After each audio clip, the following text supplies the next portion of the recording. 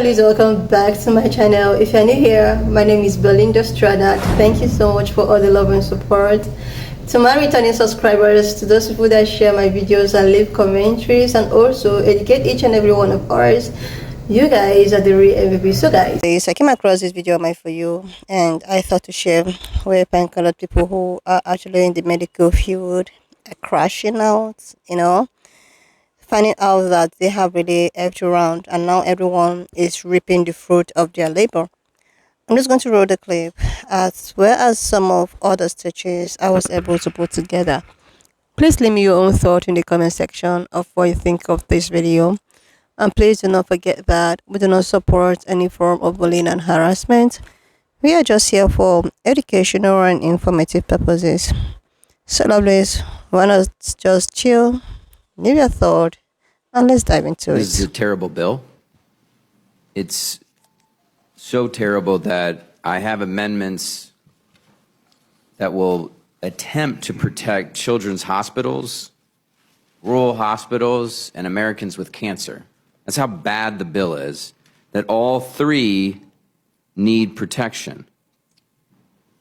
The bill, as you all know, would gut Medicaid by anywhere between $700 to $900 billion. That's 9 million Americans who will lose their health insurance. On top of that, another $360 billion in affordable care subsidies. That's another 5 million Americans who will lose their health care. Anywhere between $230 to $300 billion in food assistance. Millions and millions of Americans, mostly children, will lose food. And it adds trillions to our deficit, all to pay for tax cuts that overwhelmingly support the wealthiest people in this country and big corporations. When you rip health care away from millions of Americans, it means that some people will die. Kill the bill, not Americans. Why in the fucking world would you be in support of taking from the fucking lower class, the people who fucking need the help, people who don't have the fucking money, people who don't have anything, you're gonna take from them and give to the fucking wealthy? Why the fuck would you be in support of that? What the fuck has the ultra wealthy done for you? What have they done for you? What? Why would you be in support of taking away from regular ass people like me and you and give to those who are in a whole different tax bracket, a whole different world, a whole different reality than me and you? And you're going to be in support of that? You're going to be in support of taking away from elders and disabled people and the poor people and the working class? Regular ass people who need the fucking help? And you're going to say, nah, fuck them. Fuck them. Who gives a shit about them? Really? Really? You know where this anger stems from so much? Because I'm a fucking human with a heart, for one, and then also, I was in the healthcare field. I was a healthcare worker for 6.5 years. 6.5 fucking years. I know what it's fucking like in the healthcare field. I know what it's like for elders and people who are living in assisted living communities and rehab centers and hospitals. And people who rely on Medicaid and Medicare to live and to pay for their services, to pay for their home. Because that's what I was in for 6 years. That was my job. I would go to these people's homes and I would take care of them. Look at that. Made my fucking chest red. I mean, how can I not be angry? The fuck?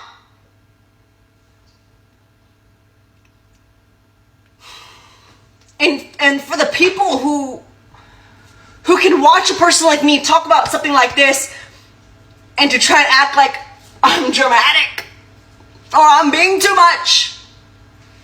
The fuck? You're being too fucking little. Have a fucking spine. Have a fucking heart.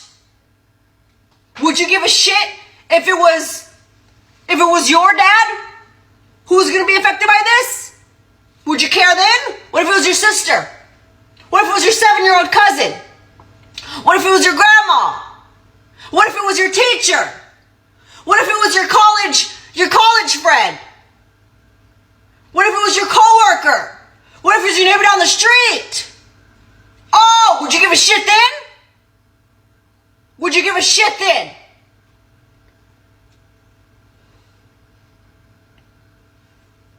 I don't understand how people can act so fucking oblivious and act so unbothered.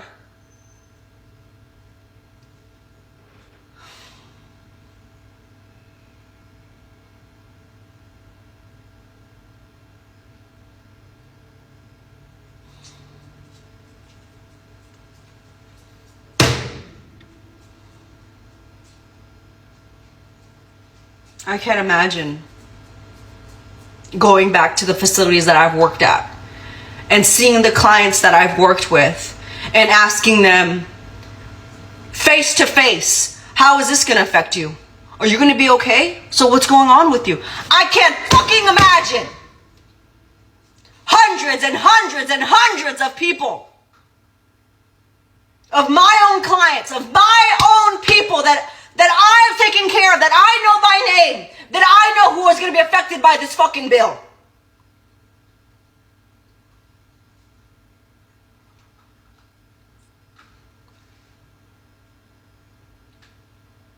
I was raised by my grandmas.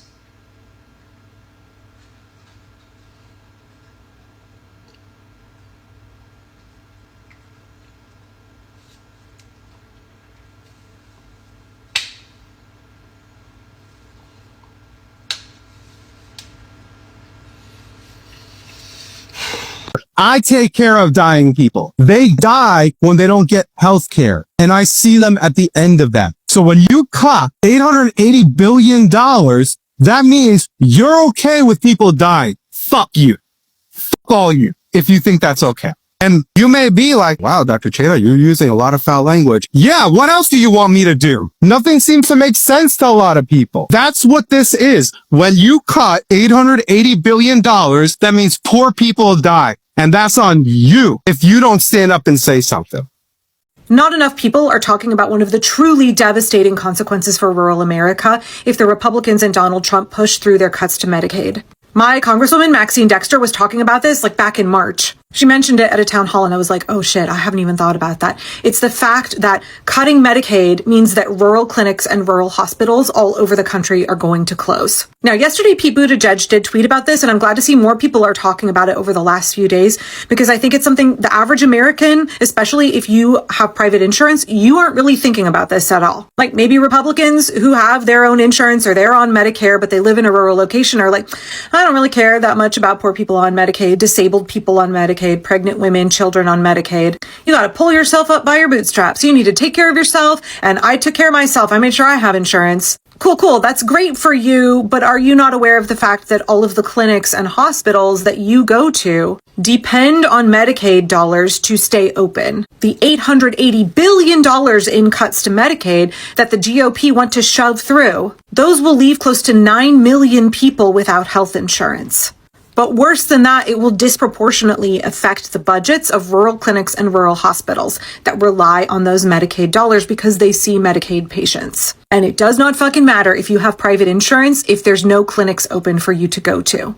If your small rural hospital closes and you have an emergency, how many hours are you going to have to drive to get care? When your kid's rural pediatric clinic closes because they can no longer stay open because the bulk of their patients were on Medicaid, how many hours are you going to have to drive for your child to get their checkup, to get health care? Didn't think about that, did you, Republicans? We're all connected. And, private health insurance, as much as they're gouging us and trying to screw us, they're also doing that to our providers. And so they rely on Medicaid and Medicare dollars. And again, this problem is going to be worse now that we have found out from the Congressional Budget Office that the Republicans want to cut $500 billion from Medicare on top of the $880 billion from Medicaid. Those clinics that you go to are just going to go poof. I'm actually going to read from a pulmonology website because you and I may not have been all that aware of these dynamics, but any physician or any office manager who works in healthcare, they knew this was coming. They know how devastating these cuts to Medicaid will be.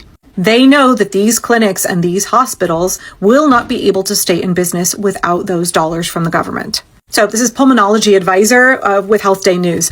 Proposed cuts to Medicaid could be devastating to America's rural hospitals. Healthcare CEOs are warning in interviews with Health Day. House Republicans proposed an $880 billion reduction in Medicaid funding. Combine that with other healthcare cuts, and the package could leave as many as 8.6 million Americans uninsured. Most of those are going to be women, disabled people, pregnant people, by the way. And this doesn't take into account the $500 billion cut to Medicare, which was not announced by the time this article was written. So these cuts will land hardest on rural hospitals, which are already teetering on the financial brink, executives say. The vast majority of our payers are governmental, whether that be Medicare or Medicaid. That's Craig Thompson, CEO of Golden Valley Memorial Healthcare in Clinton, Missouri. We're very concerned about discussions about reducing reimbursement and reducing payments to providers. More than 300 rural hospitals are at immediate risk of closing due to the severity of their financial problems, according to the nonprofit Center for Healthcare Quality and Payment Reform. This is not going to be a shock to anybody, but most of these hospitals are in red counties. 26 in Kansas, 24 in Oklahoma, 22 in Alabama, 21 in Texas, 19 in Mississippi, 16 in New York, 15 in Tennessee, 12 in Pennsylvania, 10 each in Arkansas and Georgia, and 9 in Missouri. Steve Purvis, who's CEO of Valleywise Health in Phoenix, Arizona, says over 50% of our revenue comes from the Medicaid program. We serve a wide swath of very vulnerable patients. We are a safety net system of care. But those other 50% who have private insurance, if these hospitals and clinics close, they will also be left without health care. Remember how the Trump regime is pushing, JD Vance is pushing for Americans to have more babies? Do you know what one of the first services to be slashed will end up being if these Medicare cuts go through? It's maternity services. One healthcare CEO in Missouri said, for most rural hospitals here in Missouri, the primary payer for those services is Medicaid, both for the mom and for the baby. For most rural hospitals in Missouri, according to a healthcare representative from that state, the primary payer for services is Medicaid, both for mom and for baby. And it's already a stressed service line for all of us that are in rural Missouri to provide maternity services.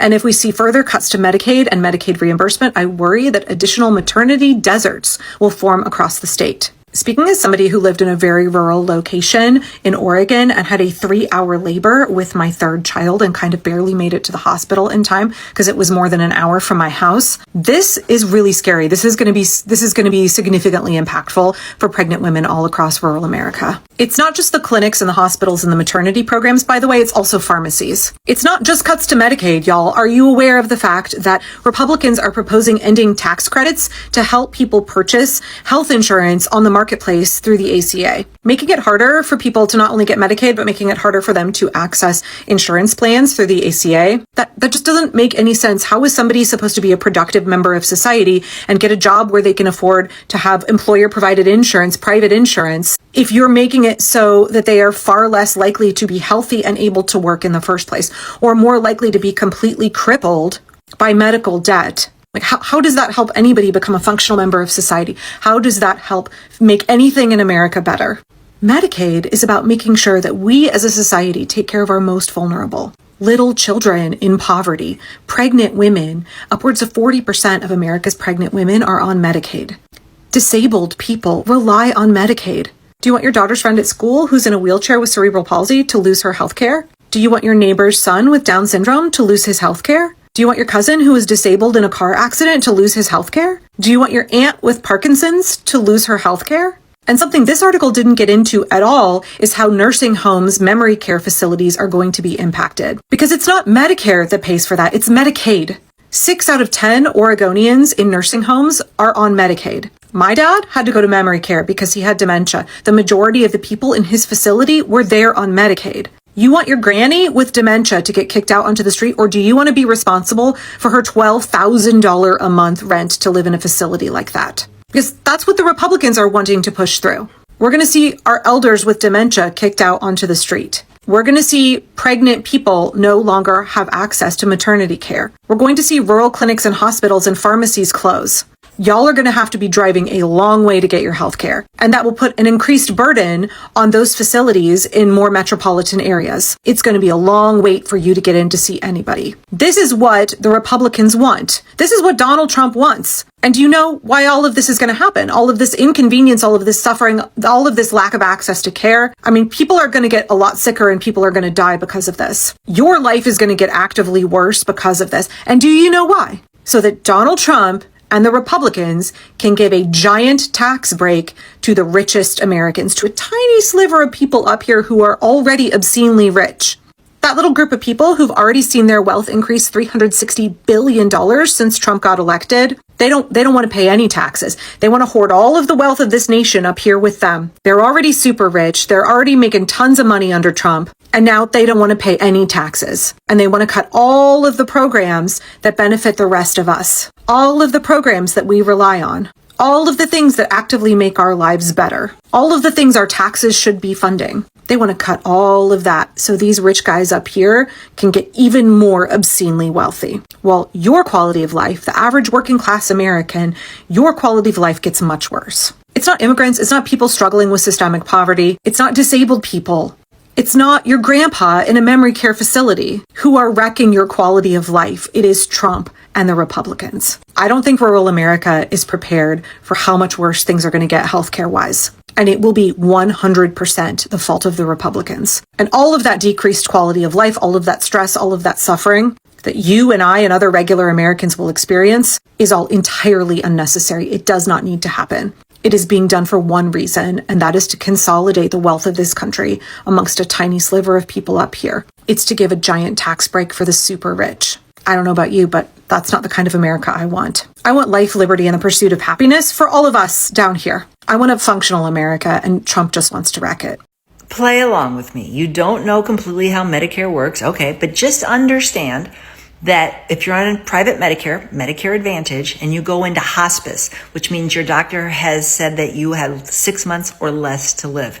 If you go into hospice, they transfer you off Medicare Advantage, private for-profit health insurance. They transfer you back to original government Medicare, and they care for you and pay for everything and are in charge of everything in the last 6 months of your life on hospice. So this new bill by the representative from Arizona, Schweikert, it also proposes to put hospice in the hands of private Medicare Advantage, for-profit healthcare, which I'm not against. I'm not against Medicare Advantage at all. Do you want to be on hospice? Do you want your care in the hands of a for-profit private insurance company, or would you rather it be in the hands of the government? I'm asking you honestly. What would you choose? This is somebody who says they're in Canada and they're complaining about the Canadian healthcare system, and so they say that they'd rather have the American healthcare system. Let's read it and discuss it. Jesus, do people in Canada really think our healthcare is free? Over 50% goes to taxes. I think you're saying over 50% of income goes to taxes. That's if you work. The healthcare in Canada sucks. I'd rather pay and be able to access care. Hip replacement in Canada is 1 to 2, I don't know if he said weeks, months, or years. So a few things. First of all, I have plenty of Canadians that come into my comment sections that tell me they do not have to wait this long for things like a hip replacement. So I don't know who to believe when it comes to people who are levying claims when it comes to wait times in Canada. But I will tend to believe the people who I know put out factual information more than people like yourself, for example, here. You say that over 50% of your income goes to taxes. Half of your income goes to taxes? Because I know a lot of other Canadians that don't pay half of their income, but you're saying half of your income goes to taxes. Okay. And then you say, I'd rather pay and be able to access care. Well, isn't that what you're doing if your taxes are paying for the healthcare? See, that's the point. You guys, you really don't understand when we talk about free. It's free at the point of use. In other words, when I need to use it, I don't have to pay right then and there because I've already paid into the system through my taxes. Therefore, I know it's not free. It's free at the point of use. Another marketing mishap on the part of liberal Democrats in the United States of America. We don't think it's free. Our healthcare in the United States of America isn't free. We pay for it in the form of healthcare premiums, co-payments, deductibles, and things of that nature. We know how we pay for our healthcare here, and we know how places like Canada and the UK and Australia pay for their healthcare through taxes. Their countries actually utilize the tax dollars they take from their citizens to serve those citizens. Not so here in the United States of America in all cases. So we understand it's not free. It's free at the point of service. So to my other Canadian friends, first things first, are you paying 50% of your income tax or your taxes, or your income goes to taxes? Because I've seen a lot of Canadians say that that's not the case. What's the wait time on a hip replacement in Canada? And wouldn't it be fair to say, wouldn't it be accurate to say, wouldn't it be truthful to say that if you're paying for it in the form of taxes, then you're already paying for it? See, we want to do that because when we pay for it in the form of premiums and deductibles and co-payments and things of that nature, somewhere somebody's getting rich off of that. Somewhere in the private industry, somebody's making millions, if not billions of dollars off of our illnesses, and then denying us care when we need the insurance the most. And we have absolutely no say in this because we don't have a vote on who the board of directors is going to be for universal health care, for example. However, if our money went into taxes instead of health insurance and we use those taxes to pay for our health care, first of all, there is no corporate layering to get rich off of. Nobody's profiting off of our illnesses. And if we don't like the way that the service is rendered, if we don't like the fact that they're cutting off service when we need it the most, then we can vote in new people. We have an actual say in it. So, Canadians, address this for me, please. Like, seriously, please. I actually like the fact that everyone is seeing the repercussion of their actions. Everyone is actually doing things with the thought that it was just going to affect some group of people. Now, the thing is that the energy that was expected, the energy that was expected with all of the ongoings are just so mind-blowing. There is no energy. Like, I'm not even saying enough people crashing out. People are just accepting everything, wholeheartedly. Just imagine these people cutting Medicare. Like, that means if you are not super rich or if you're not very comfortable, you might not even get a medical assistant. Like, this present administration is just so centered around, rich folks, around rich people. And they don't even care about, the promises. Like, we don't care. You could just do anything with your life. So far, our family, friends, and well-wishers who happens to be in the level that we are in good shape, we don't care about you. We don't care about you. And it's just so disappointing that some people decided to sell themselves to, go beyond voting against their best interest, or because they felt that it's rather they go this way instead of other people to benefit. Like, I've seen some migrant supporters here who are like, okay, we don't care, this man is actually doing, but deep inside of them, they know that they are lying to themselves. They know that they are lying. They know that they have actually helped around, but it's just that, they just want everyone to like, all right, we have done this and we have done this. Like, seriously. Just imagine, a poor person, someone that cannot even afford, with some undying illness, and just because of your financial incapability, you just lose it all. So it's a case of survival between the rich and the poor. If you are rich, you are going to survive. And if you're poor, oh my God, you aren't going to survive. That is just what all this entails. That's just what all this entails. Why didn't they crash out since? Why didn't they, put up the same energy when people that looks like me was trying to tell every other person? They thought that they were probably all out on a social platform because of what they plan to get, or because they are just clamoring to be treated better. What is so difficult? Why is it that so many people with privilege, you know, does not really want other people to experience, or maybe they just don't want people to be treated equally, even in the detriment of affecting them individually or personally, you know? Before the elections and during the campaigns, there's this particular podcast that I keep on thinking, and you know, this pan-colored woman was asked, "Oh, why do you want arrangement to be?" And she was like, "So far, arrangement will just maintain the supremacy, that she doesn't care about the outcome. She doesn't care about affordable care. She doesn't care about Obamacare and all of that.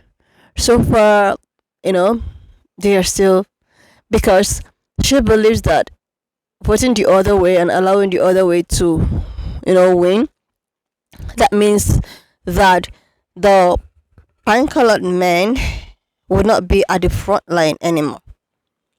They won't be, you know, it might actually be some group of colored people.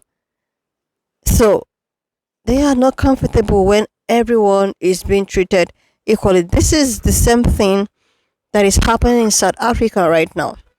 Just because of the South African, government and all of that decided that, okay, people need to be treated equally. If you don't own something, you can never own it. Like, these people decided that, oh, we have been unalived. Oh my God, there is Gen OC going on, because you were not given the privilege, the special, because they are just so tired of giving you that special treatment.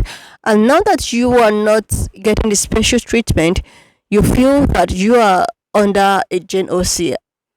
Like, make it make sense. And now, not only people of color, minority group are paying for the consequences right now.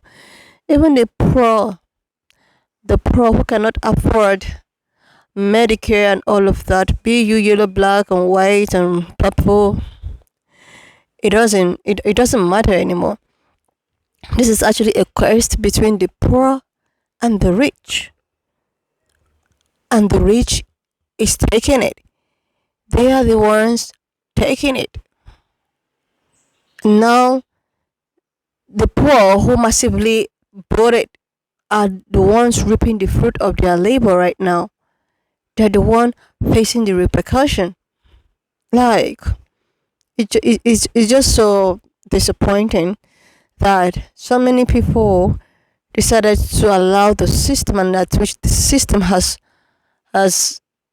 pushed some people with a privilege, or why some people, and because of that, people were, carried away without even thinking things through. Anyway, lovelies, why don't you just leave me your own thought in the comment section of what you think of this video. And please, lovelies, if you've not subscribed to this channel, do your girl a huge favor to click on the subscription button, like, and I will see you, lovelies, when I upload the next one. Leave me your own thought in the comment section of what you think of this video. Please, lovelies, if you've not subscribed to this channel, do your girl a huge favor to click on the subscription button, like, and I will see you, lovelies, when I upload the next one.